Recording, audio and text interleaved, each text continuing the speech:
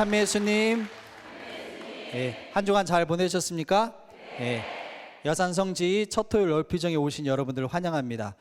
여기 여러분 오신 곳은 여산 순교 성지인데, 저희들은 순교가 1868년도에 바로 이곳에서 많은 분들이 순교한 순교지입니다. 제가 원래 이곳에 오기 전에는 유학을 마치고 첫 소임지가 복흥이라는 내장산 국립공원 안에 있는 본당이었습니다. 시골 본당이었어요. 굉장히 작은 본당이기 때문에 거기는 식복사라든지 사모장을 둘 수 없어서 혼자 그냥 본당 신부이면서 여러 가지를 혼자 다 하면서 지냈었습니다. 밥하고 빨래하고 청소하다가 사무장 일 보다가 또 여러 일 했었는데, 정말 시골입니다. 시골이어가지고 혼자 지내니까 거의 뭐 찾아오시는 분도 별로 없었지만, 거기 가면 저랑 비슷한 신세 있는 분들이 계셔요. 그 내장산 국립공원이라고 있잖아요. 거기 뭐가 많아요? 절이 많네. 절에 누가 계셔요? 이분들도 혼자 계셔. 나도 혼자 있어. 어느 순간부터 한 분, 두 분 만나기 시작하더니, 우리 이렇게 만나지 말고 우리 한 달에 한 번씩 모임을 가집시다. 스님들하고 모임을 만들었습니다. 그래서 거기서 이렇게 쭉 지냈는데, 요즘도 가끔 만나요. 스님들 아들 같으신가 봐. 이제 다 저 아버지 뻘 나이 되시니까요. 아들 같으신가 봐. 가끔 만나 뵙기도 하는데, 거기를 이제 떠나서 이제 발령지를 받은 곳이 여산이었습니다. 근데 복흥이라는 곳은 전라북도 맨 밑이에요. 그리고 새롭게 발령받은 바로 이 여산은 전라북도 맨 위에 있습니다. 끝에서 끝으로 간 거예요. 사실 저는 시골에 그렇게 있었으니까 이제는 좀 사무장님도 계시고 제가 발령을 받고 나서 미리 본당 신부님께 좀 인사드리고, 전임 신부님 이제 옮기실 신부님께 인사드리고 제가 새롭게 와게 됐습니다 말씀드리려고 찾아왔는데, 밤에 오는데 동네가 깜깜한 거예요.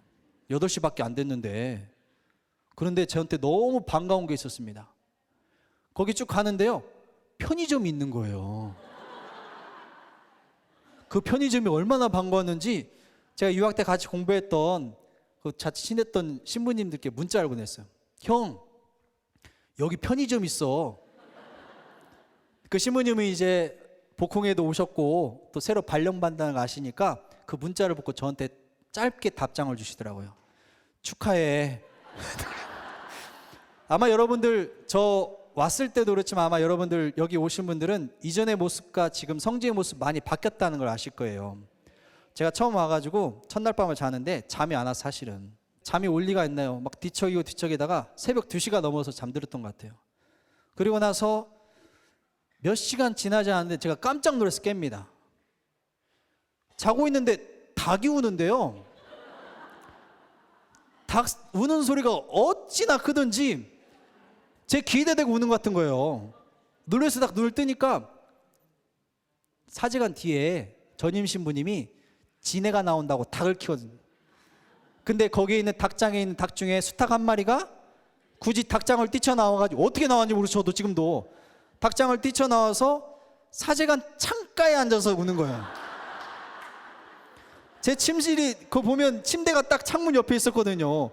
근데 더 놀랐습니다. 그 소리 듣고 눈을 떴는데 더 놀란 것은 뭐냐, 그 창가로 가로등불이 비치는데 제가 눈을 뜨자마자 본 것은 닭이 아니라 공룡 한 마리 거기 있는 거예요.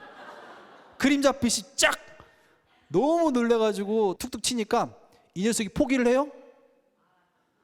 푸르륵 날아가니 또 올라서 또 우는 거예요. 그래서 첫날이니까 거룩하게 보내야겠다 싶어가지고, 겨울이잖아요 아직은. 그래서 잠바를 입고 성지를 돌면서 묵주기도를 바쳤어요. 그러니까 습정이부터 해서, 성지인 건 아니까 습정이부터 해서 배다리로 쭉 돌면서 백지사토로 쭉 가고 있는데, 제가 묵주기도 바치는데 묵주기도 하는데 기도가 되겠습니까? 얼마나 분심이 들었겠어요. 성모성을 바치는데 이렇게 되더라고요. 은총이 가득하신 마리아님, 왜 일로 저를 보내셨습니까? 천주의 성모 마리아, 저 여기서 뭐 해야 합니까? 은총이 가득하신 마리아님, 왜 저 일로 보내셨어요? 계속 그렇게 되는 거예요. 한참 돌다가 백지사토를 갔는데요, 백지사토는 어디냐면 얼굴에 백지를 받쳐서 순교를 당한 장소예요. 그래서 백지사토라고 부르는데, 거기 자리에는 그 백지 사형을 당하는 모습을 바로 표현한 성상이 하나가 있습니다. 근데 그날 유달리 그 성상이 제 눈에 들어오면서 빛나더라고요. 근데 그걸 딱 보는 순간에요, 저한테 마치도 목소리가 들리는 것 같았어요. 토마스, 여기는 하늘의 문이다. 순교지잖아요. 예전부터 순교지는 바로 순교자들께서 순교하시는 순간 하늘나라로 들어간다고 말씀하셨습니다. 연옥의 정화가 필요 없어요. 완전한 신앙 증거이기 때문에 하늘로 들어간 자리이기 때문에 하늘의 문이다라는 그 말씀이 저한테 들려오더라고요. 그때부터 시작된 것이 바로 첫 토요일 월피정입니다. 성모님께 봉헌하는 마음으로 이 성지에서 내가 할 수 있는 바가 무엇일지, 하늘의 문임을 사람들이 이곳에 찾을 때마다, 신자들이 이곳을 찾을 때마다 기도할 수 있는 힘이 되어주고, 또 이곳에서 우리들이 현황하는 것은 그냥 현황하는 것이 아니라 우리들이 가야 할 길을 순교자들이 미리 앞서서 가셨기 때문에 바로 주님이 가신 그 십자가 길을 이분들이 따르셨던 것을 우리 또한 주님의 십자가 죽음마저도 따를 수 있도록 하는 바로 그 삶을 이곳에서 시작된, 그게 봉헌이 성모님께 대한 봉헌으로 바로 저희들이 열었던 것입니다. 그래서 여러분들이 오시는 첫 토요일 월피정은 그렇게 시작되면서 그때부터 성지는 조금씩 변화를 겪기 시작했습니다. 순례자들이 찾기 시작하면서, 여러분들 전에 여기가 사무실, 제가 왔을 때 사무실 건물이었어요. 안에도 이렇게 건물이 오래되고 그래서 저희들이 이렇게 신자들이 이제 필요한 것만큼만 썼었는데, 여기를 새롭게 지으면서 바로 성모님, 이곳의 주보이신 순교자의 모옥께 봉헌하는 순교자의 모호관을 저희들이 처음에 제가 와서 1년이 지났을 때 바로 봉헌을 했었습니다. 그리고 나서 또 한 가지 고민이 있었던 게 뭐냐, 여러분 들어오시는 그 주차장 자리 원래 개신교회가 이렇게 딱 있었어요. 이 모습이었어요 예전에. 근데 저 교회를 이거 쓰지도 않고 저것도 쓰지도 않고 그냥 방치만 시켜놓다시피 해서 굉장히 보기가 좋지가 않았습니다. 동네에서도 그렇고 성당 앞에, 또 성지성당 앞에 저렇게 세워져 있으니까 좀 마음이 좀 별로 편하지가 않았거든요. 근데 저 교회를 좀 어떻게 했으면 좋겠다는 생각을 했었어요 늘. 근데 여기 있는 목사님이 이제는 여기를 고쳐서 선교센터를 만들려고 애를 쓰고 계셨어요. 공사도 하시고 이러저러 하고 있었는데, 저렇게까지 돼버리면 이제 큰일 날 것 같아. 이제 완전히 저거 교회 어떻게 할 수가 없나? 그래서 제가 매년 파티마 성모님 발연지를 순례를 할 때 기도를 하나씩 품고 갔었어요. 근데 제가 기도한 것 이상으로 성모님이 많은 것을 해주셨는데, 그때 그런 상황을 보고 나서 기도를 가지고 갔던 것이 뭐냐, 성모님 저 교회 좀 어떻게 좀 해주세요. 묵지기도 할 때마다, 미사할 때마다 약간 머릿속에 탁, 가슴속에 탁 그 지향을 두고 갔었습니다. 그리고 순례를 쭉 다녀온 다음에 제가 도착한 날이 월요일이었는데, 다음날 화요일 날 갑자기 목사님이 찾아오신 거예요. 사모님하고. 이분들이 이제 앞에 선교센터를 하고 이렇게 하면 바로 이웃이잖아요. 그러니까 여러 가지로 이제 서로 이렇게 좀 도움도 좀 받고 싶은 것도 있고 그런 얘기를 하려고 오셨는데, 제가 15일 동안 성모님 발연지 순례하면서 기도했잖아요. 저 교회 좀 어떻게 해달라고. 예? 저 교회 좀 어떻게, 저 교회 좀 어떻게 했는데, 딱 무슨 용기가 생겼는지 목사님이 그랬어요. 목사님 그러지 말고 저 교회 우리한테 파십시오. 제가 어떻게든 살 수 있을 때, 저 있을 때 제가 사보겠습니다. 교회 좀 파십시오라고 딱 부탁을 드렸어요. 그때 목사님이 고개를 푹 숙이고 계시더니 갑자기 저를 딱 보시더니, 신부님 사실래요? 그래가지고 샀어요. 사니까 그 앞을 여니까 진짜 이제 하늘의 문이 열린 것 같았습니다. 진짜 하늘의 문이 열린 것 같아요. 그래서 저희들이 작년 150주년을 준비하면서 여러 가지로 저희 성당 내부뿐만 아니라 외부 저희 것들이 많이 변화가 있었고, 그리고 저희는 작년에 순교 150주년과 또 본당 설립 60주년을 같이 기념할 수 있는 은총의 자리가 마련됐었습니다. 지금 여러분 보시는 지금 성당 외적인 것, 내적인, 그리고 정말 영적인 차원에서 이렇게 매달 첫 토요일 월피정을 하면서 많은 분들이 찾아오시고 기도할 수 있다는 것은 바로 성모님께서 함께 해주기 때문에 그런 것들이 가능했던 것이고, 또 이런 변화도 정말 사제로서 제가 체험하고 살고 있어요. 지금 체험하면서. 그래서 작년에 주교님 오셔가지고는 저희 주교님께서 정말 놀라셨어요. 여기가 당신 고향이에요. 당신 고향에서 오랜만에 찾아왔더니 천지개벽을 한 거예요. 여기가 내 어렸을 때 기억은 이 모습이 아니었는데 라고 하시면서 굉장히 기뻐하셨습니다. 근데 저희 지금 주교님께서는 8대 주교님이세요. 저희 전주교회 8대 주교님이신데 저희 주교님의 고향이 여산이시라고 말씀드렸습니다. 여기서 가까운 곳에서 이제 성치라는 바로 그곳에서 태어나시고 이곳에서 어린 시절 쭉 자라시고 살아셨는데, 근데 제가 주교님 모시는 걸 준비하다가 우연찮게 주교님의 견진 사진 하나를 발견합니다. 이거 방송되면 어떨지 모르겠네요. 큰 파장을 일으키지 않을까 걱정이 되는데 주교님 어렸을 때 견진 사진이더라고요. 그래서 주교님 어디 계시나 고 열심히 찾았는데 아무리 봐도 모르겠어요. 신자분한테 부탁합니다. 저희 주교님 좀 찾아주세요. 그랬더니 저희 주교님을 아시는 그 친척분도 계시고 그러시기 때문에 찾아오셨어. 주교님 어디 계시냐면요, 주교님 여기 계셔요.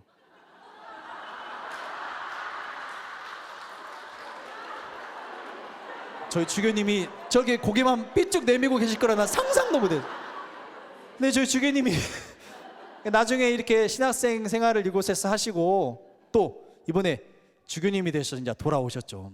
근데 여사는요, 여러분 아실지 모르겠지만 지금 주교님 8대 주교님이신데 3대 주교님, 7대 주교님까지 주교님이 3분이 태어난 곳입니다.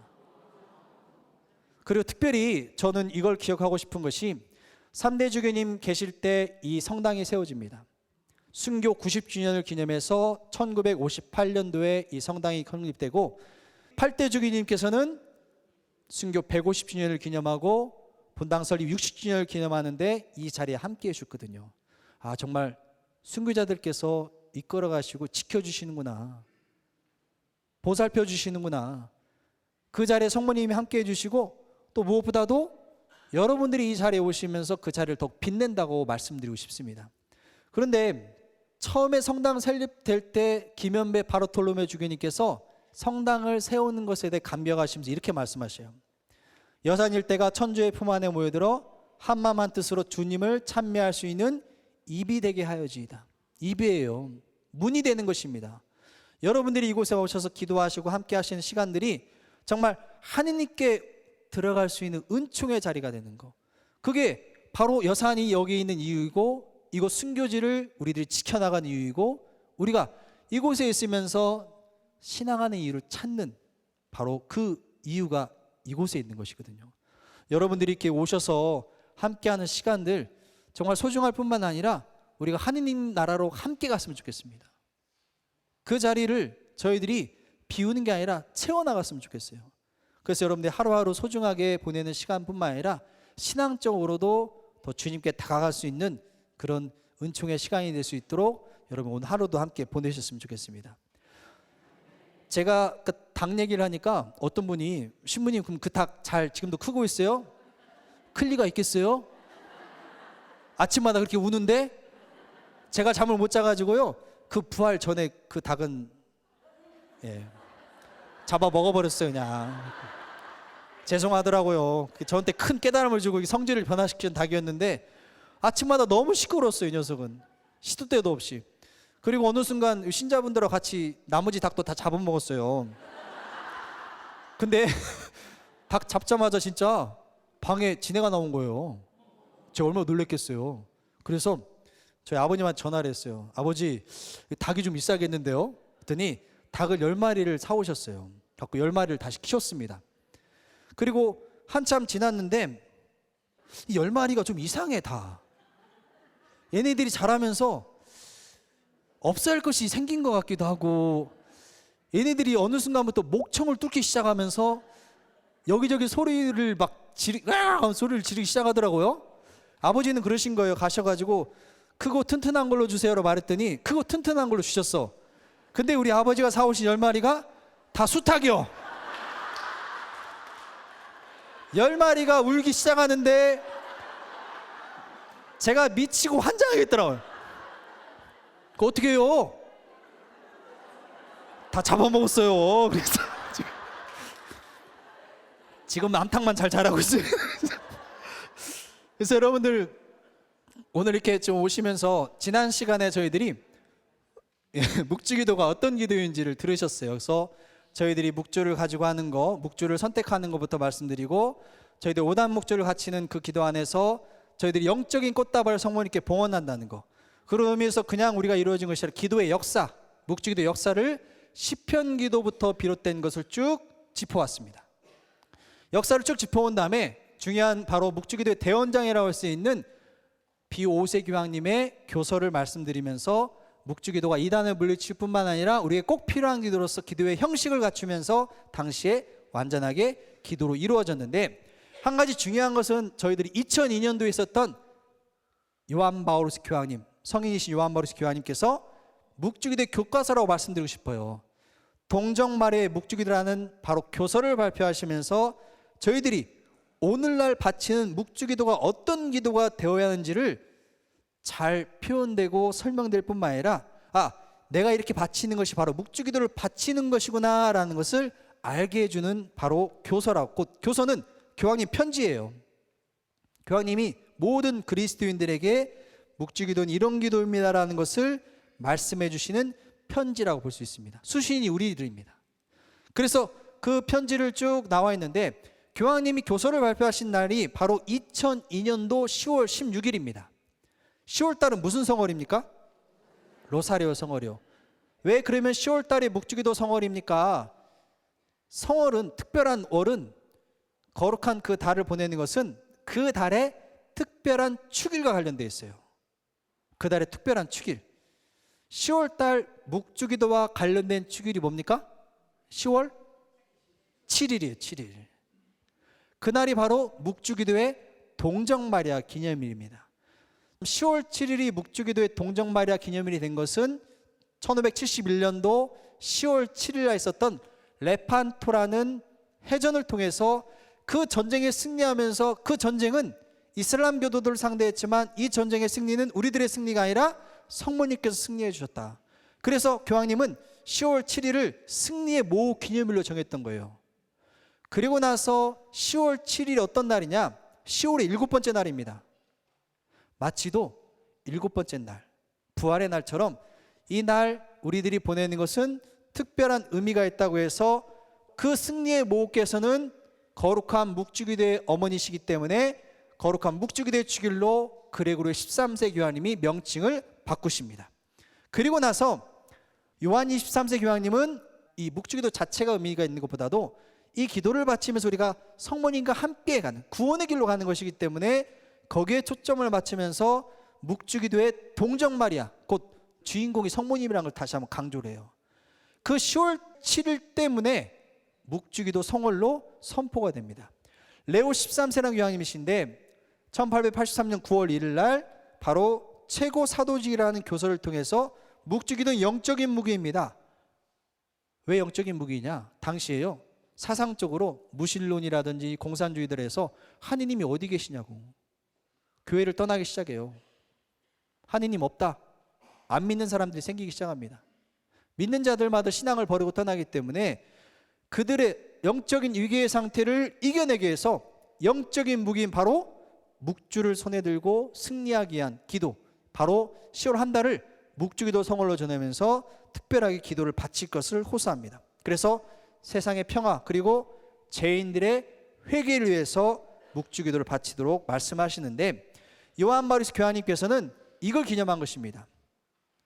바로 10월 묵주기도 성월이 선포된 지 120년이 되는 걸 기념하고, 또 한 가지는 제2차 바티칸 공회가 개막된 지 40년이 되는 것을 기념하고, 교황이 되신 지 25년이 되는 것을 기념하기 위해서 이 교서를 발표하십니다. 25년 동안을 돌아보면서 이 교서를 통해서 당신의 신앙 고백도 함께 이루어집니다. 당신이 교황이 되시고 첫 3종 기도 때 무슨 말씀하셨느냐?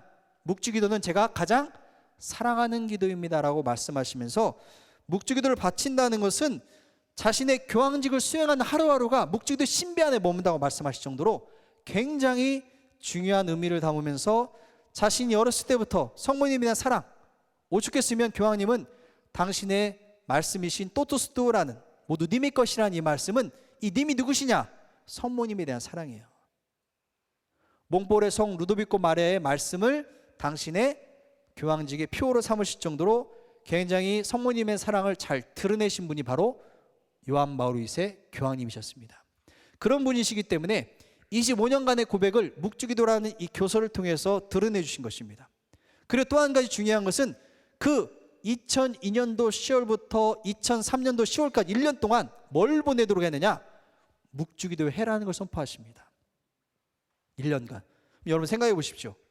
1571년도 10월 7일 묵주기도의 동정마리아 기념일이 된 그 하루, 그리고 1883년도 레오 13세 교황님을 통해서 이루어진 묵주기도 성월 한 달, 하루가 한 달이 되고 한 달이 이제 뭡니까? 1년. 묵주기도 해를 선포하신 거예요. 그만큼 이 세상에 묵주기도가 어떻게 해요? 간절하게 필요하다는 것을 강조하고 싶으신 겁니다. 하루의 시간만큼이 아니라 한 달의 시간, 한 달의 시간이 아니라 1년의 시간이 필요한 거. 매일같이 묵주기도를 바치는 바로 그 의미를 이 안에서 우리들이 발견할 수 있는 것이거든요. 그래서 묵주기도 해를 선포하시면서 이 묵주기도는 평화의 기도라는 거, 가정의 기도라는 거, 묵상의 모범이신 성모님을 따르는 기도라는 거, 청혼의 기도를 담고 있을 뿐만 아니라 이 기도는 우리들이 다시 찾아야 할 보물이라고 말씀하십니다. 우리가 보물을 들고 있는데 이 보물을 보물로서 우리가 모르는 거예요.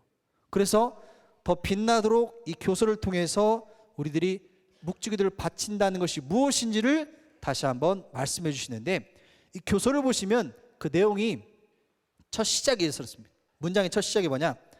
동정 마리아의 묵주기도는 성령의 인도 아래 많은 성인들의 사랑을 받고 교도권이 건장해온 기도입니다라고 시작을 해요. 그리고 교서의 마침은 뭐라고 쓰여있냐면 이 교서를 동정 성모님의 지혜로운 손길에 맡겨드립니다라고 마치고 있습니다. 누구로 시작해서 누구로 끝났어요?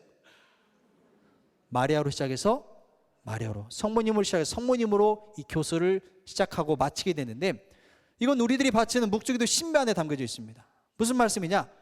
우리들이 묵주기도 바치면 환희의 신비부터 영광의 신비까지 쭉 하게 되는데, 환희의 신비 일단이 뭡니까? 마리아께서 예수님을 잉태하시는 모습. 영광의 신비 5단이 뭐예요? 예수님께서 마리아에게 천상 모호의 간을 씌우심을 묵상합시다. 누구로 시작해서 누구로 끝나요? 마리아로 시작해서 마리아로 끝납니다. 무슨 말이냐? 그리스도 일생을 바라보는 데 있어서 예수님의 탄생부터 공생활, 죽음, 부활, 이 모든 것을 유일하게 목격하신 분이 누구십니까? 성모님이시기 때문에 저희들이 묵주기도를 바친다는 것은 다른 것이 아닙니다. 무엇보다도 우리를 구원하신 구세주의 일생 전체를 바라보는 그 기도, 누구처럼? 성모님처럼 바라보는, 여러분의 눈이 성모님을 닮아가는 거예요. 신비를 찬찬히 바라보면서 묵상하는 그 기도는 내가 당신의 아드님을 바라보신 것처럼 내가 그리스도를 바라보면서 기도하도록 우리들의 눈을 거룩하게 만들어주는 기도라고 볼 수 있는 것입니다. 그러면 이 교서를 발표하면서 약간 변화된 게 있습니다. 무슨 신비가 시작돼? 이때부터 빛의 신비가 시작됩니다. 그리스도의 일생전체를 묵상하는 데 있어서 환희 다음에 바로 예수님의 죽음에 대한 묵상이 이루어지기 때문에 예수님의 탄생과 죽음 사이에 예수님의 공생활에 대한 신비를 묵상하도록 빛의 신비를 추가한 것입니다. 그래서 교황님께서 이 빛의 신비라는 공생활의 주요 신비들을 묵상하도록 바로 새롭게 추가했는데, 이 빛의 신비라는 제목은 요한복음 9장 5절에 있는 나는 세상의 빛이다. 어둠 가운데 있으면 아무것도 볼 수 없습니다만은 빛이 비춰졌을 때 우리는 볼 수 있게 되는 것입니다. 주님께서 공적으로 당신을 드러내시기 때문에 우리가 어둠 가운데 있던 우리들이 주님을 통해서 구원의 빛을 바라보게 된 것이거든요. 그래서 시메온이 말한 것처럼 바로 구원을 보게 된 것을 우리가 이 신비 안에서 다시 한번 그리스도의 공생활을 묵상하면서 신비 주제들을 추가적으로 하는 것입니다. 그래서 환희의 신비, 빛의 신비, 고통의 신비, 영광의 신비를 바치면서 이제는 그리스도 일생 전체를 완전하게 묵상을 하게 되는 것인데, 빛의 신비는 공생활에 특별히 중요한 5가지 순간을 정리해서 기도하도록 합니다. 예수님께서 세례 받으시고, 두 번째가 뭡니까? 가나에서 첫 기적을 행하신 거. 세 번째가 뭡니까? 하느님 나라 선포하신 거. 네 번째가 거룩하게 변마하심. 그리고 다섯 번째가 성체성사를 세우신 것까지 바로 시간적인 배열입니다.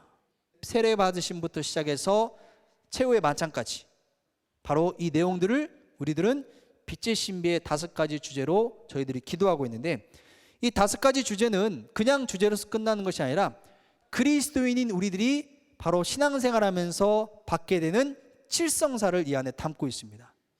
그러면 이 칠성사가 어떻게 연결이 되느냐? 세례 받으시면 무슨 성사를? 당연히 세례성사죠. 가나 첫 기적 행하셨어요. 혼인잔치에 가셨습니다. 무슨 성사를 우리가 묵상해 볼 수 있습니까? 혼인성사를 묵상해 볼 수 있어요. 하느님 나라 선포하셨습니다. 그리스도께서 선포하신 것처럼 내가 그리스도의 제자로서 다른 이들에게 내 신앙을 선포하는 신앙이 그만큼 성장하고 견고해졌습니다. 무슨 성사입니까? 견자 들어가면 다 아시죠? 견진성사.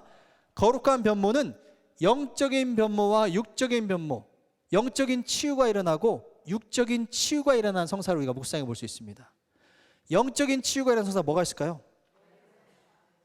내가 거기 들어가기 전에는 죄인이었는데 그 성사를 통해서 내가 깨끗해지는 것입니다. 제 용서를 받습니다. 무슨 성사입니까? 영적인 치유가 일어나는 거죠. 거룩한 변모 안에서 영적인 치유를 우리가 고해성사에서 볼 수 있고, 또 한 가지 육적인 치유, 병자성사를 우리가 바로 치유를 위한 성사입니다. 그것은 병자성사를 저희들이 거룩한 변모 안에서 발견할 수 있습니다. 마지막으로 성체성사는 성체성사 답 나왔네요. 또 한 가지 미사를 집전하는 사제가 되는 바로 성품성사까지 저희들이 이 안에서 칠성사를 묵상해 볼 수 있는 것이거든요. 그래서 빛의 신비는 그리스도의 공생활을 묵상하지만 그리스도인이 살면서 받게 되는 영적인 삶의 단계를 완성하는 의미에서 여러분들이 빛의 신비를 묵상할 때 떠올려 보시면 그냥 떠올려 보시기만 해도 돼요. 묵상을 어떤 완전한 어떤 형태로 만든다기보다는 세례 받으시면 묵상합시다 하면서 여러분들이 세례 받았던 기억을, 내가 왜 세례 받았는지 그걸 다시 한번 떠올려 보는 겁니다. 혼인잔치에 갔었던 그 두 번째 단을 묵상할 때는 내가 혼인성사에 대해서 다시 한번 떠올려 보는 거, 그리고 견진성사를 통해서 볼 수 있는 하느님 나라 선포는 내가 얼마나 신앙적으로 세상에 선포하고 살고 있는지, 그리고 고해성사, 병자성사뿐만 아니라 저희가 성체성사, 성품성사까지 내가 살면서 받게 되는, 그리고 만나게 되는, 그리고 누리게 되는 이 성사들을 안에서 내가 신앙의 상태는 어떠한지, 그리고 내 마음 안에 이러한 성사 안에서 비춰지는 빛의 신비를 다시 한번 묵상해 볼 수 있는 것이 이 다섯 가지 신비와 연결되어서 기도해 볼 수 있는 것입니다. 그러면 전에 세 개의 신비를 바치다가 네 개의 신비를 바치니까 약간 변화가 생깁니다. 예전에 환희의 신비, 고통의 신비, 영광의 신비를 요일에 따라 바쳐서 했어요. 지금도 요일에 따라서 바쳐서 하잖아요. 근데 세 개의 신비를 바치던 요일하고 네 개의 신비를 바치던 요일하고는 약간 변화가 생깁니다. 그러면 요일을 왜 정합니까? 요일을 정한 것은요, 뭐라고 말하냐면 영적인 색깔을 부여했다고 말해요. 요일에다가 그냥 월화수목 금토일이 아니라 바로 하루하루 보내는 것을, 일주일의 시간을 영적인 색깔을 부여하면서 기도하도록 도와주는 것이 바로 요일을 정한 이유였어요. 그럼 교회는 여러분이 기도하는 걸 도와주기 위한 것이 여러분이 힘들게 하려는 것이에요? 절대 아니거든요. 그래서 그러한 것들을 비춰서 여러분이 기도할 수 도와주도 바로 그게 영적인 색깔을 부여했다고 하는데, 이렇게 생각해 보시면 돼요. 신부님 미사 때 제이 입으시잖아요. 제이 색깔이 늘 똑같습니까? 전래 시계에 맞춰서 제이 색깔이 바뀌어요. 저희들이 사순식이라든지 대림식이 동안에 신부니 무슨 색을 입습니까? 자색제를 입습니다. 성탄이라든지 부활시기는 무슨 색을 입습니까? 대축일을 통해서 우리가 백색의 신부님 제이 입으신 걸 보게 되고, 연주식이 또한 뭐 입어? 녹색을 입습니다. 그리고 순교자 혹은 성령강림 대축일에는 신부님이 빨간색 제의를 입는 것을 여러분들이 아마 미사 때 보실 거예요. 물론 관심 없으신 분들은 그냥 뭐 입었나 궁금할 수 있잖아요. 뭐 신부님 왜 이렇게 옷을 바꿔 입어요? 옷 많다고 자랑하려고 그 하나만 입으면 거시기 하니까 그런 거예요? 그냥 전래식의 의미를 드러내 주려는 것입니다. 그러니까 백색을 입는 것은 기쁨과 영광, 부활의 의미를 또 드러내고 있기 때문에 백색을 입는 것이고, 자색을 입는 것은 참회와 보석의 의미를 드러내고 있습니다. 빨간색은 뭡니까? 순교자 피, 그리고 성령감님 불의 모습으로 빨간색을 입는 것이고, 녹색은 일상, 생명의 색깔을 드러내기 위해서 연중 시기 동안에 그 색깔을 입는 것인데, 요일에도 저희들이 일반적으로 바쳤던 그 이전에 곧 환희의 신비, 고통의 신비, 영광의 신비, 세계의 신비를 바치는 그 신비 안에서는 그냥 반복했어요. 월화수 목금토에서 환희 고통 영광, 환희 고통 영광, 주일날 영광의 신비를 바치면서 요일 이렇게 정했던 것입니다. 근데 4개의 신비가 되니까 요일의 변화가 셉니다. 어떻게 변화가 되느냐? 월요일과 화요일과 수요일은 환희의 신비, 고통의 신비, 영광의 신비를 바치지만, 목요일부터는 빛의 신비, 금요일날 고통의 신비, 토요일날 환희의 신비, 주일날 영광의 신비를 바칩니다. 여러분 잘 외워지십니까? 어떤 분들이 헷갈려 하셔. 어떤 자매님은 그러셔. 이거 책 안 보면 요즘 깜빡깜빡 해가지고 잘 몰라. 그러면서 당신은 어차피 20단씩 바치니까 매일 20단씩 바치시니까 뭐예요? 뭐부터 시작해요? 환희의 신비도 무조건 시작한다는 거예요. 난 외울 필요가 없어. 20단씩 바치니까. 얼마나 훌륭하신지 몰라요. 근데 그 자매님이 고민이 한 가지가 있대요. 뭐냐? 시작만 하면, 기도를 하면, 환희의 신비만 지나면 뭔 일이 생겨. 20단 바치하자 하면서 환희의 신비를 바치면서 기도하고 있는데, 한참 하다가 보니까 전화가 와요. 전화를 받았어. 딸내미요. 따님하고 어제 통화했는데 오늘은 또 통화가 달라요. 한참 얘기하고 보니까 1시간이 후딱 지나갔어. 뭐 할 시간이에요? 시간 지나 보니까 밥할 시간이네? 아이고, 나머지 기도는 내일 다시 또 열심히 해야겠다 싶어서 다음 날이 됩니다. 다음 날 되셔가지고, 이분은 몇 단씩 바치시는 분이에요? 20단씩. 얼마 열심히 하셔갖고 뭐부터 시작합니까? 환희 시작해요. 환희 시작하면서 막 신비를 바치면서 하고 있는데, 환희 신비 끝나고 다음 신비 넘어가려고 하는데 누가 찾아왔어. 택배가 왔네? 딸이 주문한 옷이 왔어요. 딸이 이제 엄마 입으라고 보낸 거야. 그거 어떻게 해요? 가만 놔둘 거예요? 입어봐야지 빨리. 입어보고 또 어찌고 또 전화해가지고 또 얘기하다 보니까, 아이고 뭐 할 시간이에요? 밥 할 시간이네. 다음날 됩니다. 아, 오늘은 진짜 제대로 해야지 하면서 시작합니다. 20단 바치는 자매이시니까 뭐부터 시작해요? 환희의 시작. 또 막 하고 있는데 갑자기 또 울려. 꼭 환희의 신비만 끝나면 울려요. 누가 찾아왔냐면 구역 반장님이 찾아오셨어. 구역에 어떤 형제님이 아프시다고 병문안 가재. 어떻게 해요? 가만 놔둘 거예요? 나 묵주기도 하니까 못 가요. 그럴 거예요? 가잖아. 또 갔다 오면 또 뭐 할 시간이에요? 일주일 내내 뭐만 바치고 있어 지금? 환희의 신비만 바치고 있습니다. 그러니까 예수님 탄생만 시키고 진행이 안 돼요. 근데 여러분들, 어떤 분은 그러세요. 이제 세례 받은 지 얼마 안 돼가지고 세례 받자마자 대부님, 대모님 따라서 이제 레지오 들어갔습니다. 들어가 보니까 묵주기들 굉장히 열심히 하는 거야. 아, 묵주기들 바치하겠구나 싶어가지고 이분도 열심히 하려고 하는데, 요일이 자꾸 헷갈리는 거야. 뭔가 이유가 있을 텐데, 왜 요일을 이런 식으로 정했지라는 이유가 있을 텐데 어디에도 이 답이 없는 거예요. 그래서 우리 단장님은 아시겠지. 단장님 찾아갑니다. 단장님 왜 요일 이렇게 정했는지 좀 알려주세요 라고 질문하면, 단장님은 그냥 해요. 대부님, 대모님 왜 이렇게 정했는지 알려주세요. 대부님, 대모님은 그냥 해요. 나도 그렇게 했어. 우리 잘 모르게 해요. 사실 잘 알려준 경우도 없고.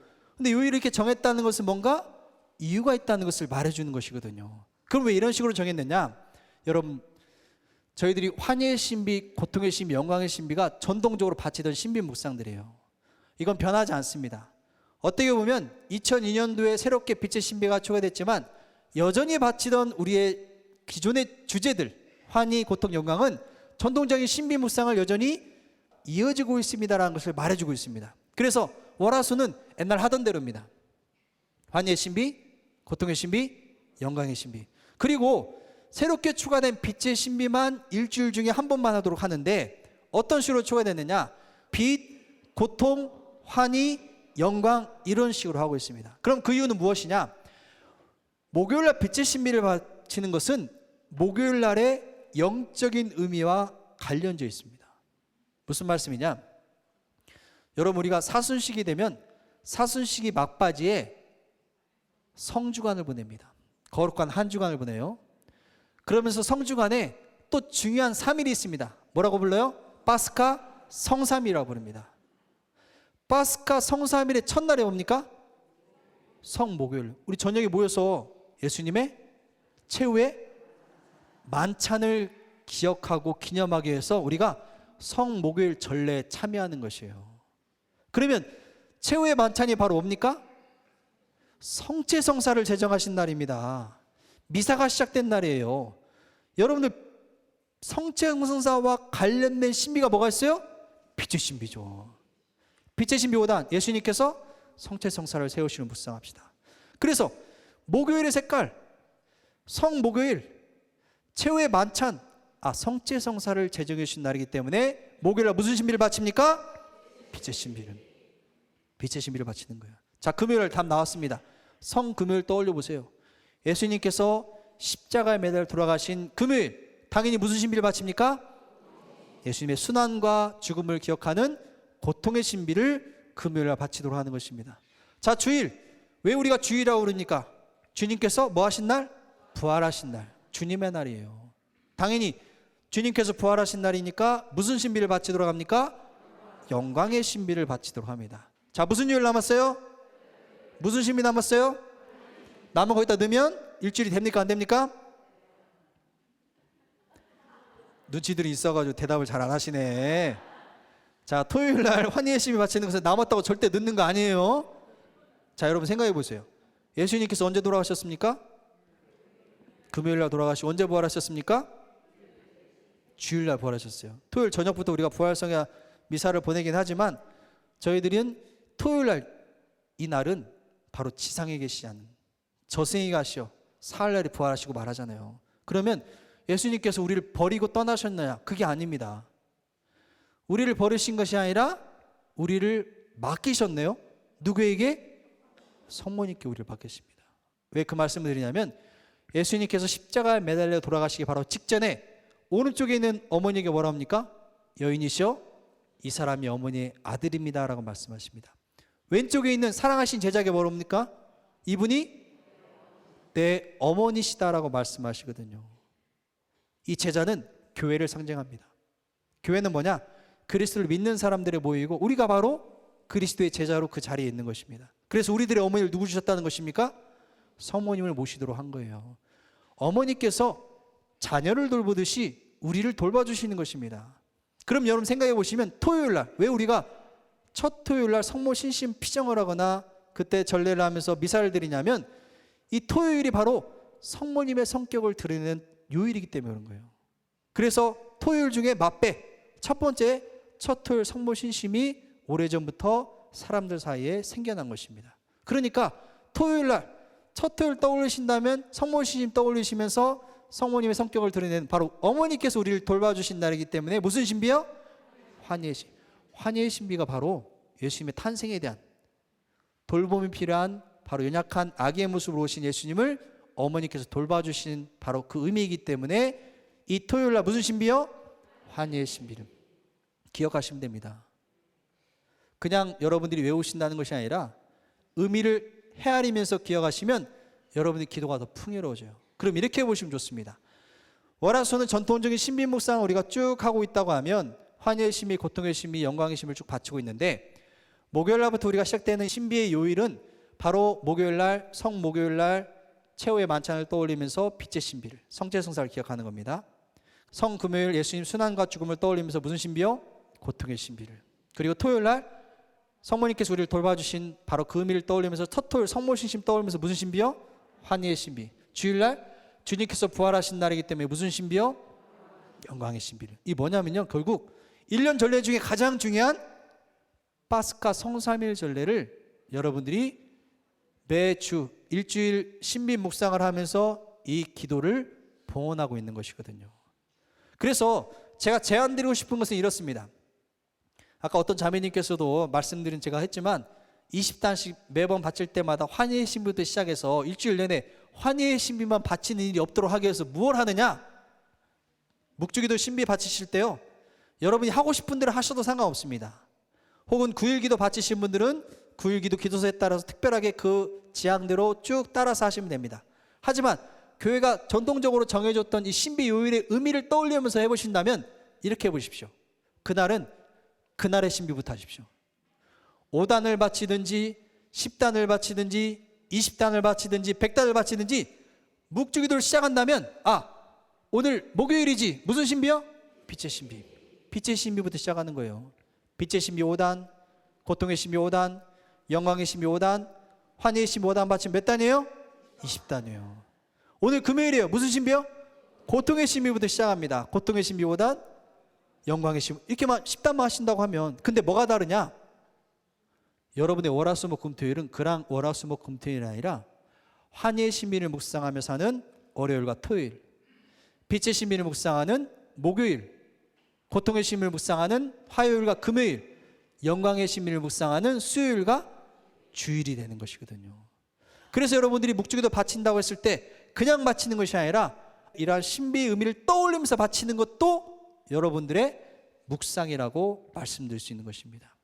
그래서 여러분들 소리기도만 반복하는 그 안에서 우리가 신비 묵상을 하는 것을 요일을 연결시키는 것만으로. 그래서 여러분들 같이 할 때 회합 때 이렇게 말씀하세요. 오늘 금요일이니까 예수님의 순환과 죽음을 묵상하는 고통의 신비를 바칩시다. 그러면 금요일의 의미가 달라져요. 신비를 바치는 그 의미가 시작이 달라집니다. 월화수목금토일을 그 의미 한마디를 부여하면서 여러분이 기도하시면 여러분 묵주기도는 훨씬 풍요로워진다는 것을 좀 기억해 보시면 더 좋을 것 같습니다. 또 한 가지는 일주일 동안 그 전례 시기에 맞춰서 한다고 하면 한 가지 더, 일주일의 전례뿐만 아니라 여러분들 보통 회합을 하시거나 모임을 하시면 모여서 기도하실 때 묵주기도를 바치시는 경우가 많이 있어요. 그러면 거의 모이는 요일이 같습니다. 그래서 보통 어떻게 하느냐, 지난주에 했던 환희의 신비가 있으면 이번 주 뭡니까? 빛의 신비를, 그 다음 주는 고통의 신비, 이런 식으로 순서적으로 합니다. 그러면 거기에 모이신 분들이 이번 주에 무슨 신비를 바치는지 알까요? 모를까요? 아무도 기억 못해요. 회합을 왔는데 이번 주에 무슨 신비 바치는지 누가 합니까? 단장님도 몰라요. 어떻게 알아? 단장님 아는 방법이 뭔지 알아요? 전주 회의록 보고 알아요. 이번 주 환희의 신비, 이번 주는 빛의 신비 바쳐, 그렇게 하시게 됩니다. 근데 그냥 전례에 참석하시는 분 혹은 기도하시는 그 자리에 회합하시는 분들이 오늘 무슨 신비를 바치겠구나라는 걸 탁 떠올릴 수 있는 것이 있습니다. 뭐냐? 전례 시기에 맞추는 거예요. 우리 전례 시기는 대림 시기부터 시작하잖아요. 대림 시기 동안은 다시 오는 주님, 무슨 신비일까요? 영광의 신비를. 그리고 태어나신 주님, 무슨 신비일까요? 환희의 신비. 그래서 여러분들이 전례에 참석하시면 구분할 수 있어요. 복음서에 다 나와 있고 메인 메시지에 잘 설명되어 있습니다. 맞춰서 여러분들이 그 치에 맞춰서 딱 하시면 되고, 성단 시기는 무슨 신비를 바칠까요? 그러면 환희의 신비를 바치는 거죠. 연중 시기는 뭘까요? 일상, 곧 그리스도의 공생활을 묵상하는 연중 시기이기 때문에 무슨 신비를요? 빛의 신비를. 사순 시기는 뭘 바치면 좋을까요? 고통의 신비를 바치면. 부활 시기는 영광의 신비를 바치면서. 그러면 1년의 전례가 쭉 돼요. 그러면 신부님, 연중 시기가 34주간이나 있는데 계속 빛의 신비만 바쳐요? 바쳐요. 어차피 어제 한 것도 잘 기억 못하는데 우리가.